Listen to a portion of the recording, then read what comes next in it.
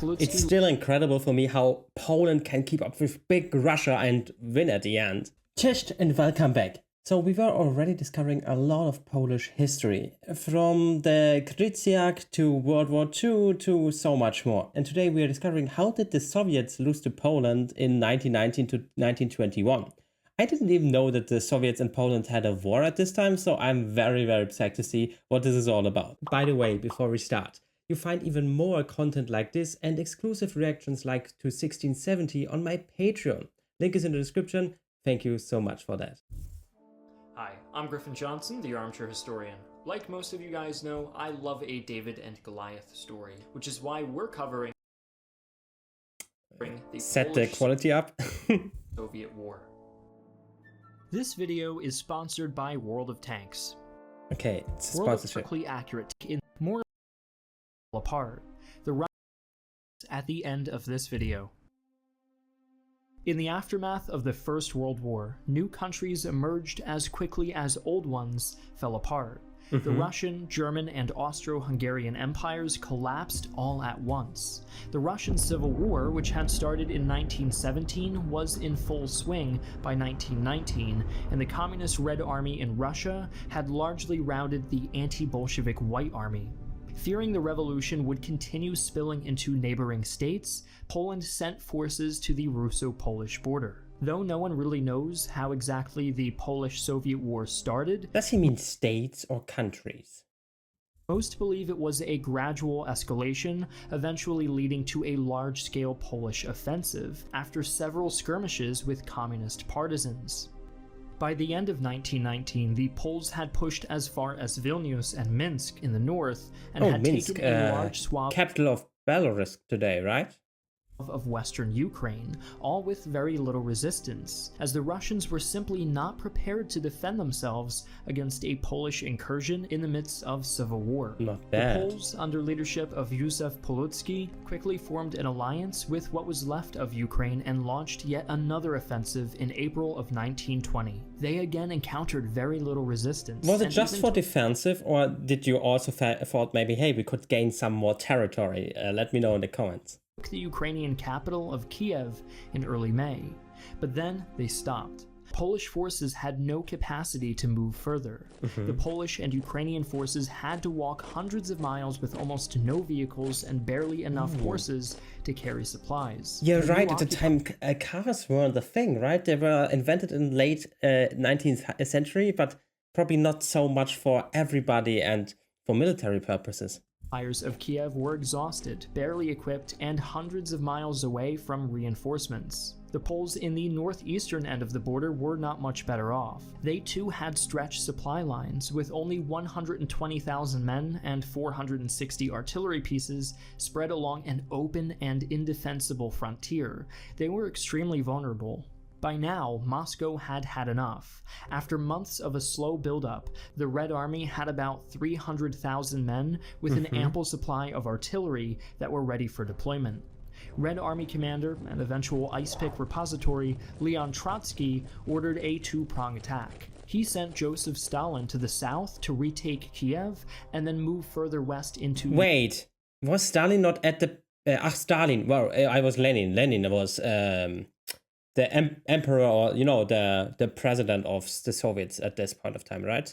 Ukrainian territory. Meanwhile, Stalin, of course, later. Tukhachevsky was to attack from the north and retake Belarus. Total numbers are hard to come by, but Soviet forces in these two attacks numbered around 300,000 and were split evenly between Stalin and Tukhachevsky. Tukhachevsky's army of 160,000 men pushed west in early July 1920. He brought along more than 700 artillery pieces and almost 3,000 machine guns, far outgunning any Polish defenders. Meanwhile, in the south, most of the fighting was done by the 1st Cavalry Army, comprised exclusively of men crazy enough to still fight on horseback even after World War I. They swung around Kiev and captured the city of Brody, far behind the Polish in the first week of August. They then planned to move quickly to Lviv. Stalin's infantry was slower, but they made great advances as well. But how did the Russians turn the tide so quickly? Well, the initial Russian attack was successful due to a combination of three major factors. First was superior numbers, second was the fact that the Polish were at the end of their supply lines, and third was the disorganized state of the Polish army, having received most. Some Polish units had up to 4 types of rifles, and therefore needed 4 types of ammunition. Oh my god. Of course, yeah.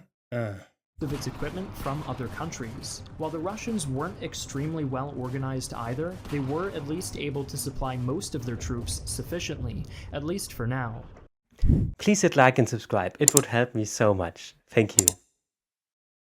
While the original Russian plan was to just... I love this style of documentary, you know, it's very, you know, it's very animated. You know, it's not like crazy animation, bam, bam, boom, right? But it gives you a very clear picture of what happened. The Ukraine and territory that Poland had occupied, Tukhachevsky pushed on. The energetic and opportunistic general believed that the proletariat would rise up wherever Russian troops arrived. He planned to destroy the Polish army in the north, take Warsaw, and then spread the communist revolution into Germany. Why is this in French? Did he say that? That is French, right?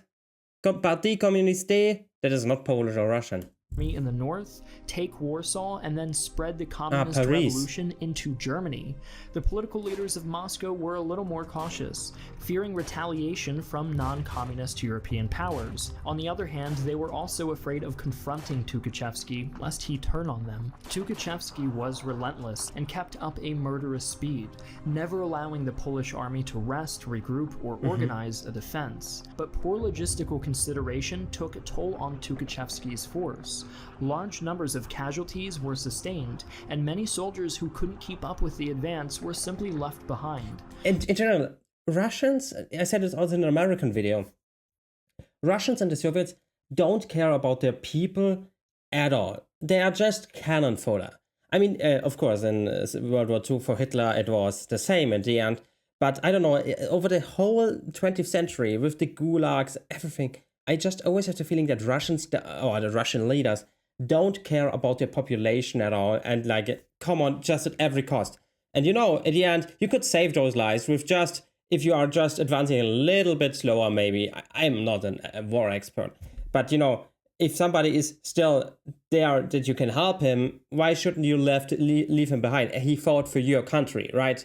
I mean, I don't know, maybe it was not with strategy and stuff like this, and maybe you would have lost more men, but that is just in my head where I think that is so cruel. The soldiers who did keep up had to defend a long and outstretched perimeter while still pushing west. By the time the attack commenced on Warsaw, Tukhachevsky only had 50,000 men ready for the assault of his original 160,000. What's worse, Stalin, after receiving contradictory orders, refused to send the 1st Cavalry Army to Warsaw, keeping them stationed in Lviv.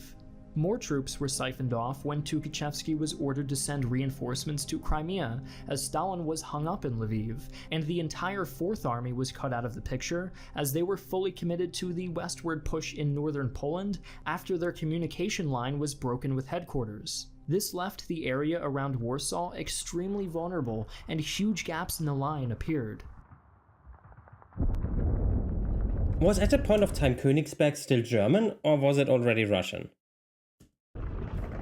Meanwhile, Yusuf Palutsky had managed to gather all available troops in Warsaw for a last-ditch defense. Fighting was fierce, and the Polish forces stationed across the Vistula River were gradually pushed back, but Palutsky noticed a major gap in Soviet lines, just south of the city, that allowed him to break through and flank the 16th Army, isolating the 15th Army.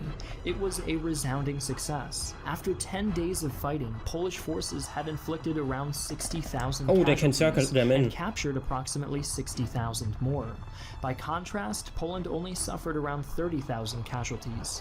By the time of Tukhachevsky's retreat, he had at most 7 divisions left that could fight.